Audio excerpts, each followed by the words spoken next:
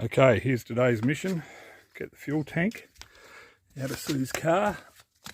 Oh, 4 jack stands and a jack with 2 ramps. Let's see how it goes. Okay, it's the next day. I spent probably 3.5 hours working out how to get the fuel tank out. Okay, I've got the fuel tank out and I'm just making this video to give some other people a couple of tips. A couple of people got in touch with me from the Facebook page because they have to do it, so they just wanted to know anything. Look, step 1, do what it says in the instructions on the part. I didn't have the part yesterday, but I read the instructions this morning. It said take the fuse for the fuel pump out, all right, and start the car, run it out of fuel, all right. That way when you take the hoses out, you won't be spilling diesel, all right, which was pretty smart. I am not a smart man because I didn't do that. But I'll just show you something up in front of the tank. Okay, there's these 2 fuel lines here. Okay, so it's easier if you take these fuel lines off. There's a little inspection cover plate that goes over this, so it'll be hidden underneath that. All right, hidden underneath that. Okay, so take these out. These have these slip-in type of clips that slip into the fuel into here. Okay, I push them out with a pair of pliers, but if you get a tool, that's probably better. Okay, so I've got away with that, but they're the fuel lines that will go up onto here. Okay, so I'd do that first. All right, this isn't the way I went about it in order, but I would do that first. And also, you're going to need to drop the tail shaft, which is a pain in the ass because I don't know if they were Loctited in or whatever. There's 6 of these bolts. You know, I had a breaker bar on them to loosen them up, and then a socket. I've only got a small compressor, so my rattle gun, you know, didn't really do the job until they were loose enough to just pull them out. Okay. You won't get this off, okay? You won't get that off. I mean, well, I couldn't get mine off. It was wedged on there. So just, you get a screwdriver up into here and just lever it forward, okay? And then you'll get that end out and drop it. The reason why you need to do that is because this bolt here and also this bolt here, you can't get up behind it. The tail shaft's in the way. Also, this is a 15mm bolt, but the nut's too long unless you've got a long reach socket. So what I had to do was try and get a ring spanner up in there, loosen it off a few threads, and then I had enough room on my socket to grab it and pull it down. But a long reach 15mm socket would be a good thing. The other stupid thing about these bolts and bolt up points, some are nuts, some are bolts, but the heads of them vary between 13, 14 and 15mm. Don't ask me why, but that's what I found out. Definitely 13 and 15, one of them might have been 14, I'm not sure, but definitely 13 and 15mm. So that was a bit weird. So just make sure you got a reasonable socket set, okay? That's really all you need. And I had a couple of spanners as well, but most of the job's been done with that spanner set. This hose here, which I think is the breather, goes back up to the tank. You're not going to get that off, and you're not going to get this one off either. Okay, they're shrink wrapped onto it. All right, so I tried that. Yeah, they're not going to come off. Okay, but these are the 2 lines that were disconnected up the front, so that made it easy because that wasn't pulling on anything. This other one was coming down, so as I lowered the tank down, I had to get that out. This clip was a pain in the ass, and that I actually snapped the fuel pump off in this one, and then I had to work on it to get it out. This is the electrical cord that goes in the back. So when you're doing this, the tank is about this high to try and get them off.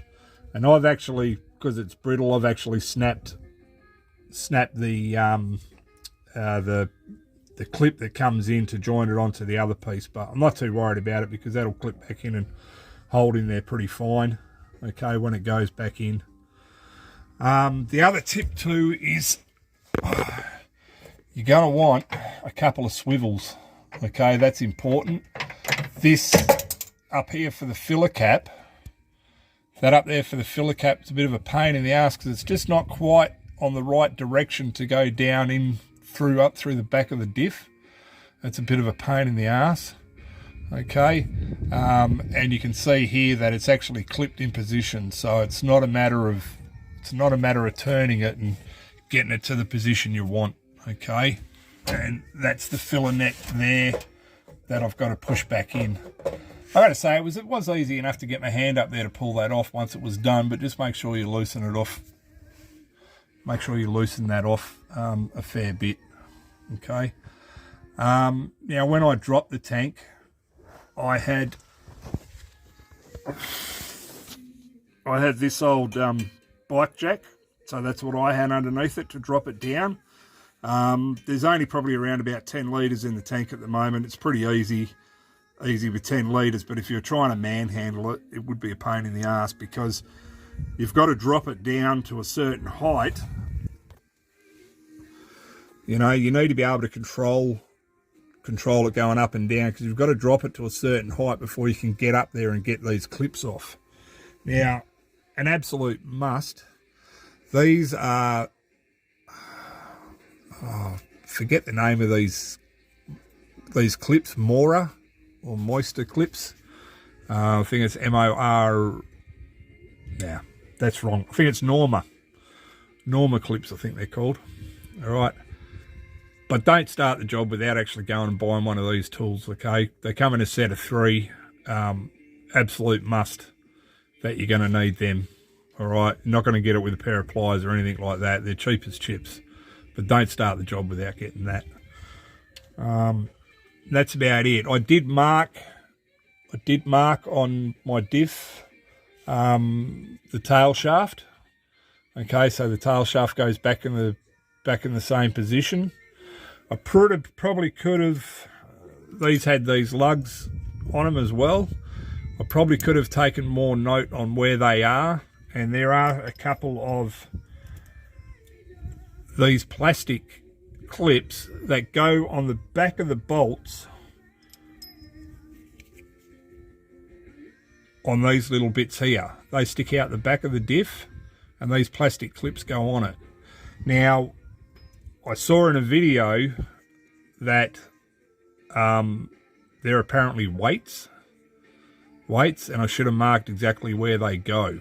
I mean, they're pretty light. I can't see them making that much difference, but a video that I watched about taking the tail shaft off definitely said to mark exactly where they go. So that's a tip that I didn't know, but I'll give to you, is just mark everything around there when you're going to take that off, because, you know, obviously when the car's out of gear, it's going to, you know, you're going to lose the alignment from the tail shaft to the diff. So mark that.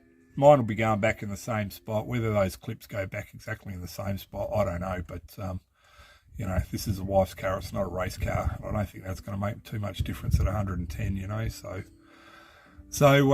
yeah, that's about the only information I can give you at the moment. Okay, the actual clip, the ring, all right, that did need a fair whack to come off. Okay, and just be cautious of which way the pump is going back in. So, well, it'll line up with these anyway. If you disconnect these up at the front of the tank, these will be in the same spot, so that'll help with your alignment of the fuel pump. So this other one goes back in the same spot and your plug goes back into the right spot. So I suppose that's a benefit of that, you know. But look, that's about the only advice I can give you. It's a pain in the butt, but like most jobs on a car, especially if they're big like this, you know, I mean, it's not a head gasket, but but it takes a bit of effort. Just go slow. Just go slow. Have a think about it. I've never dropped a tank. I've never dropped a fuel tank out in my life. Give yourself plenty of height. As you see in the first video, I've got 4 jack stands under here. I had to take the jack out of the back here, but I've got 4 jack stands holding this up, and my ramps up the front, which, you know, are a little bit bigger than your normal ramps that you'd get from Super Cheap.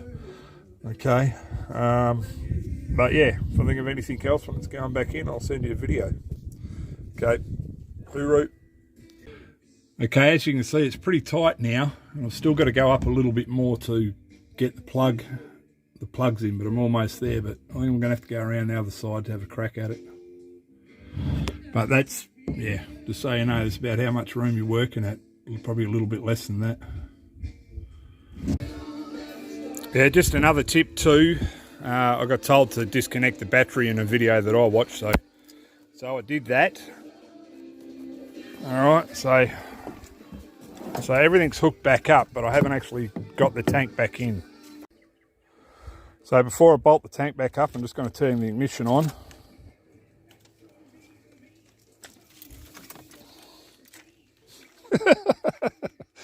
All right, mistake number 1. I definitely know the fuel pump's working, and I'll show you how I know that. What a goose. What a goose. All right, in principle it was right. Let's turn it on and make sure it works before I actually bolt it back up. Yeah, obviously just pump diesel oil out of those other lines at the front, which I haven't connected yet, which I can't do until the tank's back in place. All right, there you go. Don't do as I do. All right, what a fucking goose. Oh well. Okay, so she's all back together. I've test driven it. I think it's got a little bit more pep than it had before. With these diesels, it's got a mechanical pump on the motor, so even if the one in the tank goes and it's still primed, that will pump while the one in the tank has gone out. So I think it's got a bit more power than it had before, and that. But my wife will have to confirm that. The thing that led to this was it left us on the side of the road the other day, and we had to get a tow truck. And then when we got the tow truck back, the pump kicked back in again and worked, but we had to replace it. So look, I'm not a mechanic. I know how to undo a bolt and do a bolt up. That's about it. But yeah, if you learnt anything, congratulations. I've definitely learnt a few things, and yeah, hope it helps in some way. All right, see ya.